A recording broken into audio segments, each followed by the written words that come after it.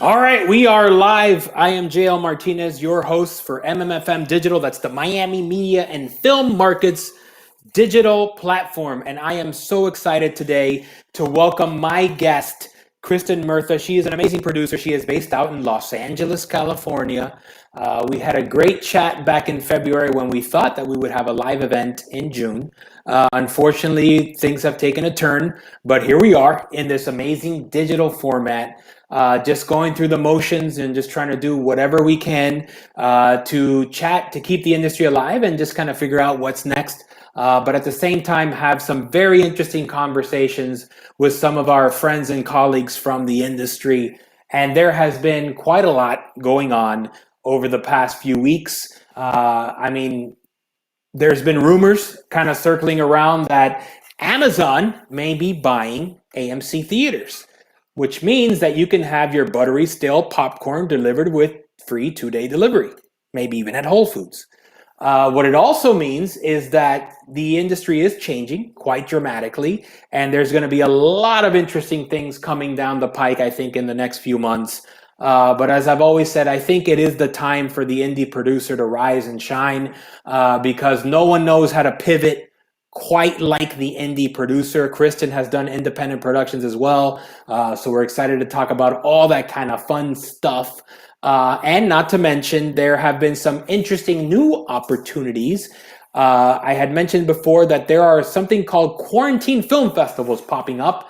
And I had said that I actually produced a quarantine film for Roger Corman with my own family. He said it had to be 2 minutes, only using your family and a cell phone. And I did it. And guess what, ladies and gentlemen? I'm happy to report after 2.5 weeks, I submitted my festival film to Roger Corman via Instagram. And just today, he liked my post.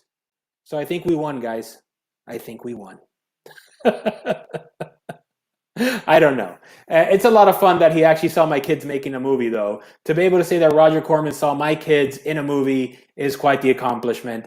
And speaking of accomplishments, again, I am very happy now to present our featured guest on MMFM Digital today, Kristen Murtha. We're going to bring her on right now. Hi, Kristen. Hi, how you doing? Good. How are you? I'm good, thank you. Awesome. So how have you been holding up? I'm doing okay. I'm very fortunate to still be employed working in animation. It's one of the few parts of the business right now that are, at least we're all still going, which is great. Right. And I'm also very lucky that just a couple weeks before LA kind of closed down, my husband and I moved into a house from our very tiny apartment. So at least we have a little bit more space to self-quarantine. So yeah, all things considered, I feel very grateful and privileged to have all that. Very smart move. And timely. Lucky timing. Yeah. So obviously we're going to go get into a lot of the stuff that you're working on now, but where are you from originally? I'm from the Boston area, just outside of Boston in Massachusetts. I grew up there and then went to college in Boston at Emerson, which is a film and television and media school. And then I came out to LA just at the end of my time there. Okay, cool. And so when you say came out to LA, I mean, this is something I ask of a lot of guests. At what point did you kind of first get the sort of passion and inkling that you wanted to have some sort of career in I guess what we call show business? Sure. I have actually like a very specific memory of this. I was 16 and the movie Finding Nemo came out. Wow. The Pixar movie. And I was, back when they used to do DVD sets and there would be like a second disc that had like the behind the scenes making of featurettes and stuff. Right. Yeah. So I remember very vividly watching the making of that movie, and they like went on a tour of Pixar, and I had this like aha moment of I had no idea that you could do this as a career. It never occurred to me that you could make money making movies or making art, because I come from a family where both my parents were blue collar, and to them it was like you go to college, you get a good job, and start your family that way. So Right. I remember I was wanting to go to college to be like a teacher, a high school teacher. And then, yeah, I watched that and it was this very like light bulb moment for me. And I went downstairs to my mom and dad and I was like, I think I want to go to film school. And I think they almost had a heart attack collectively. But they did finally come around to it and supported me. And that's how I wound up at Emerson and then wound up out here in LA, just in the pursuit of that career. Wow. So they were supportive in general after the shock. Yes, they came around. They came around, yeah. Wow, I would have never imagined finding Nemo, but I guess that makes sense. Hmm. We all want to find ourselves at one point, and it takes a journey, for It sure. does, So yeah. so when you got to LA, speaking of journeys, sort of what was your first job or kind of entree into the industry? Sure. Emerson has a really great LA program. So for my last semester of college, I actually came and lived out here and did an internship. Hmm. And my internship was with DreamWorks Animation um, on one of their movies there. And I actually wound up getting hired after my internship. And I was there for almost 7 years. Working on movies, so it was great. We jokingly refer to it or lovingly refer to it as DreamWorks Academy because it's got a very collegial, uh, jovial kind of feeling, and also for me personally was like a really great place to grow up in the industry because I was fortunate enough to have very consistent, steady employment, and also get to work on really great projects. Yeah. No, that's an amazing foray into the industry, and DreamWorks, credit to them. They've done some amazing work in the animation space as well. And Yeah, I've been to the campus one time, and I remember there were actually ivy walls. I remember. So there that are, and there's fountains and little rivers, and there's game rooms and a commissary. It's really quite luxurious. Yes, I know. I was working at a talent agency called ICM at the time, and we had taken an animation client I wanted to direct. And while he was taking his big meetings with the execs, I was hanging out and having a lot of free food and ice cream. So it was a lot of Yeah, yep, it totally. was a lot of fun. So from there, obviously you had your big break. You were at DreamWorks Animation. So where did you feel like your next step was? Sure. I during my whole time at DreamWorks, I was very lucky that that job was kind of a Monday through Friday 9 to 6 job, Hmm. and I really wanted to continue to pursue producing. So I would, during the whole 7 years that I was there, produce things on the side. I produced short films and web series and music videos and spec commercials and basically any content that I could get my hands on to continue to keep my skills sharp, and to continue to make connections with folks, with directors and writers and things like that. So I left DreamWorks to go produce my first indie feature. It very very tiny, $100,000 budget. We shot it up in South Dakota. And actually, it just sold like a week ago. Wow! Because indie Congrats! film, the life of an indie film can be quite Yeah. long. So we're excited to see that out in the world this summer. But yeah, so I shot that movie, and then I went over to Warner Brothers and started working on the Lego Movie project. So this was after the first Lego movie. I worked on Lego Batman, Lego Ninjago, um, and Lego Movie 2. And then in between those movies, I shot a few other independents. I produced Band Aid, which is Zoe Lister Jones's directorial debut that premiered at Hmm. Sundance in 2017.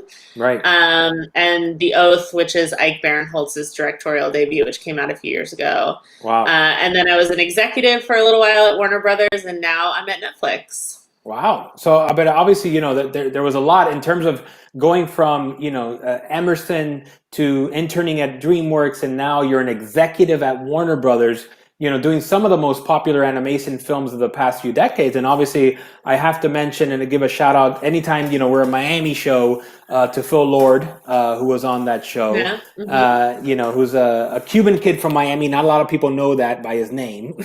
Yeah. But he is. What was it like to work with that creative team? Those guys are true geniuses. Um, they are brilliant storytellers. They are inspiring. You really sort of like get swept up in the magic and the process of making movies with them. It's a lot of fun. It's a high level of artistry. It's a little bit of chaos, as usually comes with that genre of filmmaking and their style, their sense of humor. Right. But the chaos is fun. Right. Yeah. And obviously in our industry, there's always a lot of chaos. We try to say it's organized chaos, but Yes. sometimes it's just chaos, but something good always comes from it. And so, Yeah. and obviously in the young career you've had, you still have obviously so much to do. What's been sort of the highlight of your career thus far? Ooh, that's a hard question. I think like for me, a couple things. I obviously will never forget the first time I saw my name on a movie theater screen. Like Right. that stays with you. And that was very special. And then when we premiered at Sundance with Band-Aid, getting to stand on that stage after it had premiered was really like very pivotal and special for me. That movie was such a unique experience. We made it with an entirely female crew, from top to bottom, and it was Right. very hard because we made it very cheaply. And so just getting to stand on that stage and really take in all of the praise that we were getting, and the validation, it was a very rewarding moment. That's awesome. Yeah, it's Yeah. especially when like you said, in the indie film world, it's such a struggle to make anything happen that when you're Yeah, finally able to get to a certain level of success and have a major premiere at a premiere film festival, it's really that's really a moment. totally. And I can totally relate. Yeah, I'm an indie producer as well, and the first time you see your name in lights and your film is received in front of an audience of not just family but strangers, and they actually like it, it kind of validates a lot of the work and the struggle, right? Totally. Yeah, totally. That's amazing. And so obviously now you're with Netflix. I know that you're working on a project that you can't really talk too much about now, right? Correct. Yeah, it's a feature animated movie. Netflix is really diving in headfirst to feature animation, and they're bringing in lots of very talented people. But we're in the very early stages, and the movie hasn't been announced yet. So, Wow. And so, yeah, it seems like Netflix has been making a move more into the animation space. They got the Oscar nomination with Claws last year, I remember, hmm and that's done really well they for got them. two actually. Right. Klaus and I Lost My Body were both nominated. Yeah. Yes. Yeah. Yeah. So they're definitely moving into that kind of talk about Finding Nemo, into that kind of Pixar space, right? Of these kind of prestige Yeah, I think animation. actually, even more interestingly than Pixar, obviously Pixar makes beautiful, brilliant movies, but they do have a house style. Mm, There's you could going for a slightly more diversified take, meaning like there are stop motion projects and 2D animation projects like Klaus was. There's more artistic, not four quadrant movies, but art house kind of animated movies like I Lost My Body. They're casting a wider net, mm. and really making it filmmaker driven. And it'll be interesting to see sort of as their slate develops over the next several years. I don't know that you'll necessarily be able to say like I've gotten to the point where I can look at a couple frames of a movie and be like, oh, that's a DreamWorks movie or that's a Pixar, Disney. Sure.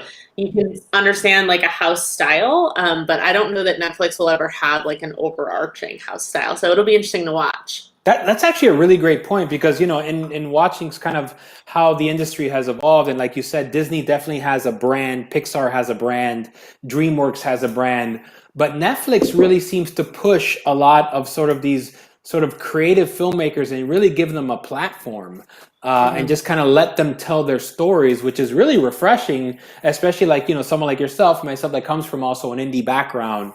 You don't want to be sort of tied into perhaps a house brand, and just kind of let the creatives and the storytellers really just kind of show their chops, so to speak. Yeah. Yeah, totally. And get an opportunity to tell their story the way they want it to be told. And they're developing like adult animation, television shows and things like that. They're really spanning the spectrum. So yeah, it's Yeah, cool. that's exciting. I just finished a Netflix series called Hollywood, the Ryan Okay. Murphy limited Ryan series. Murphy. Yes, Yeah, I and haven't watched it yet. it's great. I mean, I won't give anything away. I don't want to spoil it for you. But the one thing I will say is like it's kind of like what if Hollywood would have made, and this is obviously another nod to Miami, Moonlight in 1948. Mm, And it's really, really fascinating the way that they kind of play with history, kind of in a similar way that Tarantino does with Once Upon a Time in Hollywood. yeah, And very it's kind cool. of I'll check it out. very revisionist version of Hollywood history, which I love. And so yeah, definitely. But I just again, it kind of speaks to Netflix's ability to kind of just let these creatives kind of tell their stories. And obviously now we're living in a very unusual time, as you can imagine. We had coffee in LA in February, planning a real live conference in June, and Right. now we're doing it via Facebook Live.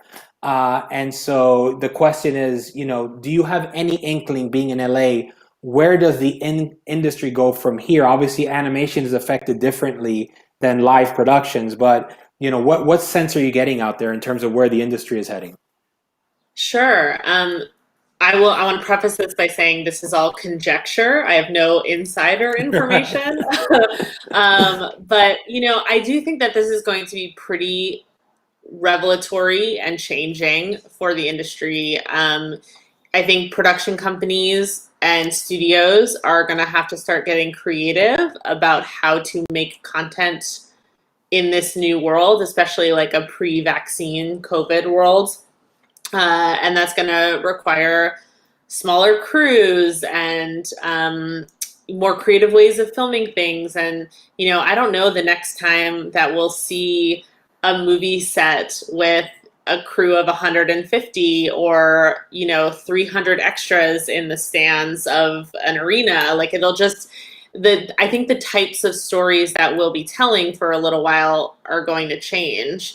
Something that you said in the beginning of this conversation, which I think is really true, is that in some ways, folks that are accustomed to working on smaller budgets with fewer resources and all of those things have a little bit of a leg up. Mm, Independent types of movies where you've written a story with 3 characters, like that's going to be an easier movie to make for a little while.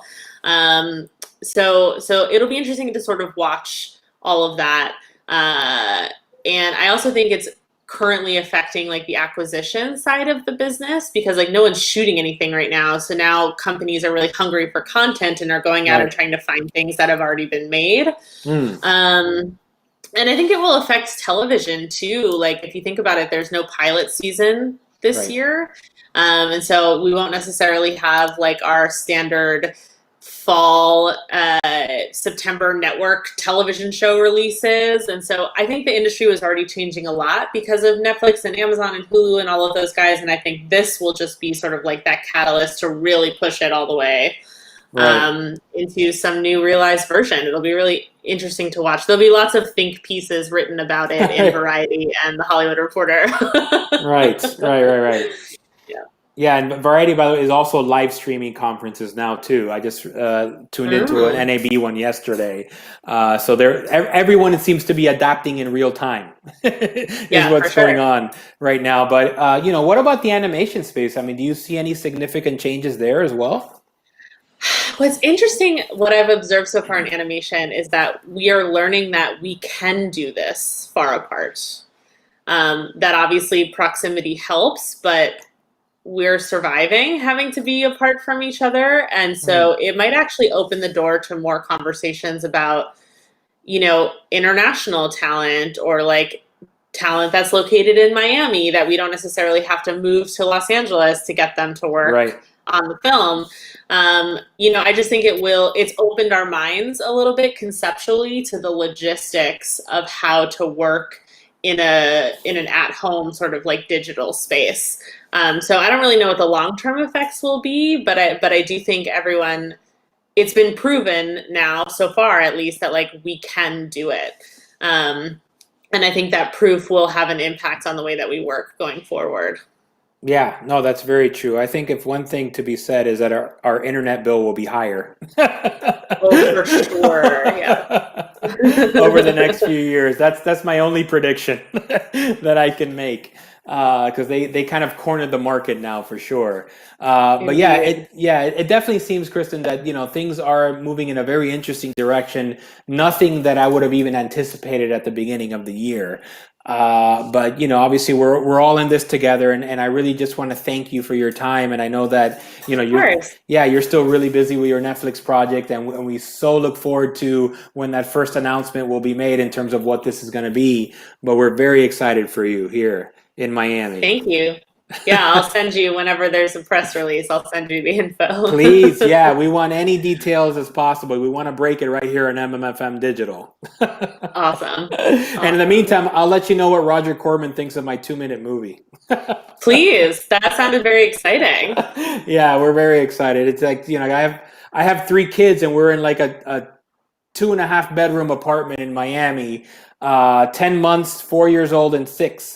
So keeping Wow. them entertained during this time has been challenging, but actually a day of making a movie was one of the most relaxed days. They had so much fun. Everybody was working. My wife had the camera. I was directing. The kids were acting.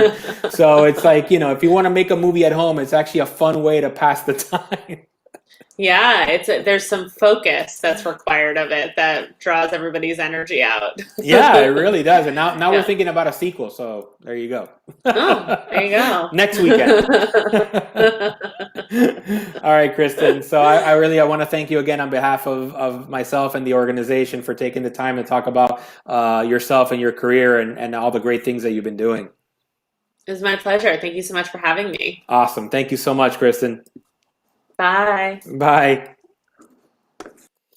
All right, ladies and gentlemen, that was Kristen Murtha. She is an amazing producer in LA, doing some amazing, amazing things.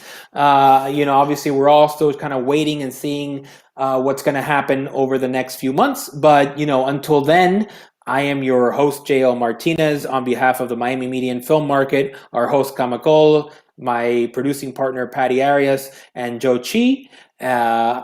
We'll see you next time. And as I always say, happy streaming.